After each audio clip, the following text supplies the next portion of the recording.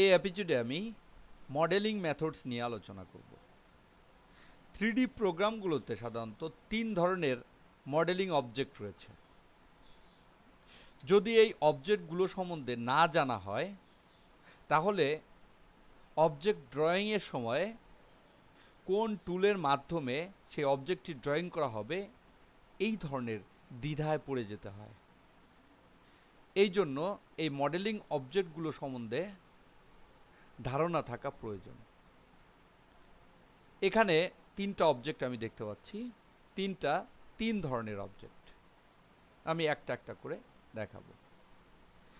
প্রথমেই আমি zoom in করি। প্রথমে যে অবজেক্টটা রয়েছে এটাকে বলে পলিগন মডেল। এগুলো সব স্ট্রেট লাইনের মাধ্যমে করা হয়েছে। আমি এটা নির্বাচন করি, দেখতে পাচ্ছি এখানে সব স্ট্রেট লাইন, অর্থাৎ সোজা লাইনের মাধ্যমে মূলত এই অবজেক্ট ড্র করা হয়েছে। দেখতে পাচ্ছি সব স্ট্রেট লাইন। এটাকে আরো ভালো করে বোঝার জন্য কিবোর্ড থেকে F4 কিটা প্রেস করে এজেস ফেসেস ভিউতে যাই। আমি কিবোর্ড থেকে F4 কিটা প্রেস করি, দেখতে পাচ্ছি এখানে এজেস ফেসেস। এখানে এজগুলো আরো স্পষ্টভাবে দেখা যাচ্ছে, সব স্ট্রেট লাইন, অর্থাৎ এটা সব স্ট্রেট লাইনের মাধ্যমে তৈরি করা হয়েছে। এটা হচ্ছে 3টা মডেলিং অবজেক্টের মধ্যে সবচেয়ে সহজ অবজেক্ট, অর্থাৎ পলিগন মডেল হচ্ছে সবচেয়ে সহজ মডেল। জুম আউট করি, মুভ করি, মাঝেরটা নিয়ে আসি। দেখতে পাচ্ছি মাঝে আর একটা অবজেক্ট রয়েছে। এই অবজেক্টটা হচ্ছে কার্ভড বেজ মডেল, অর্থাৎ বিভিন্ন এসপি লাইনের মাধ্যমে এটা তৈরি করা হয়েছে। এরপর ক্লিক করি, এটা নির্বাচন করি, দেখতে পাচ্ছি এটা নির্বাচন হলো।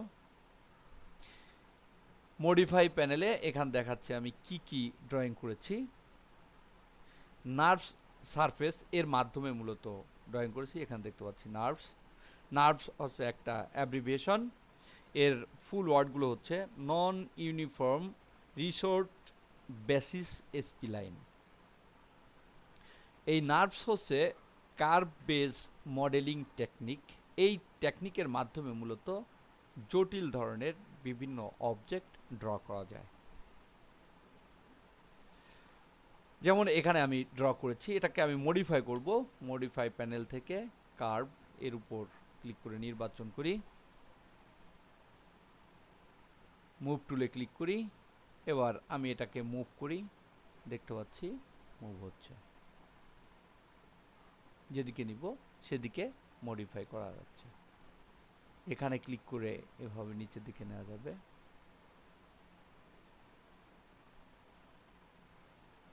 আবার স্কেলে যাই, এটাকে স্কেল করা যাবে, অর্থাৎ বড় ছোট করা যাবে।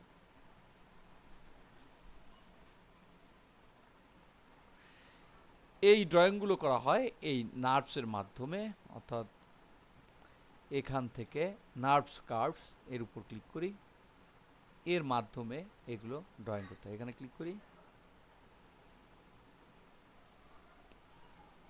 এভাবে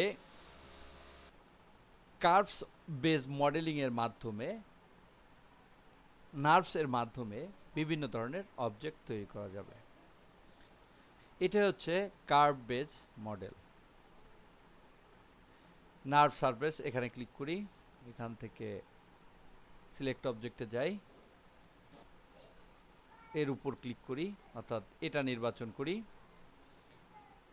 মুভ করি, জুম ইন করি। সবার শেষে ডানে রয়েছে সাব ডিভিশন সারফেস মডেল। এর মাধ্যমে ডিভিশন আকারে কোনো অবজেক্টকে ছোট ছোট করে ভাগ করে বিভিন্ন ধরনের ড্রয়িং করা যায়। এটা নির্বাচন করার পরে এখানে দেখতে পাচ্ছি অনেক সাব ডিভিশন চলে আসছে। এটাকে একটু বড় করি, এখান থেকে ভার্টেক্স এটা নির্বাচন করি, দেখতে পাচ্ছি অর্ধেক দেখাচ্ছে, অর্থাৎ ভার্টেক্স আকারে। এটা নির্বাচন করি, তাহলে পুরাটাই দেখাবে।